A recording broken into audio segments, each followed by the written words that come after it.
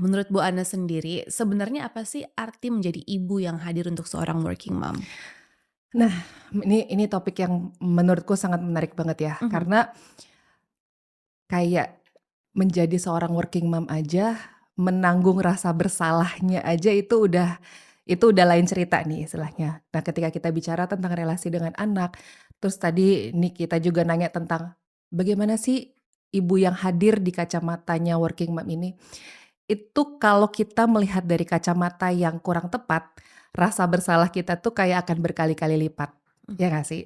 So, semoga obrolan kita 50, 60 menit ke depan ini menjawab dan sedikit mengendurkan rasa bersalahnya para working mom ya. Yes.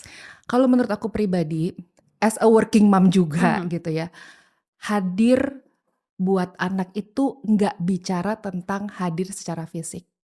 Karena istilahnya gini loh, kalau kita bilang hadir secara fisik udah pasti kita kalah, kalah jam ya nggak sih? mhm, Karena let's say oke kita kerja dari jam 8, tapi dari jam berapa kita udah siap-siap?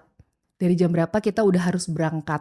Ada yang dari jam 5, ada yang dari jam 6 ya nggak sih? mhm, Kalau kita bilang, "Oh selesainya jam 5 sore sih," tapi jam berapa kita bisa sampai di rumah?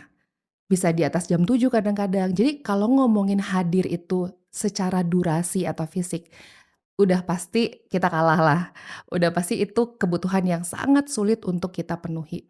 So, kalau buat aku pribadi, kita ganti cara kita berpikir. Hadir buat anak bukan cuman bicara soal hadir secara fisik, tapi hadir secara emosi. Itu menurutku jauh lebih penting dan itu udah cukup kok mengisi mhm. tangki kasih sayangnya anak. Hadir secara emosi menurutku itu sesuatu yang mungkin sering kita lupakan, padahal itu kayak jalan ninjanya nih, Mhm, untuk kita para working mom.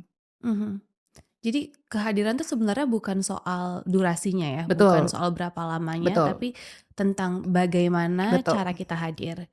Mungkin di sini bisa dijelasin perbedaan antara kualitas kehadirannya Oke. dan kuantitas waktu bersama anak.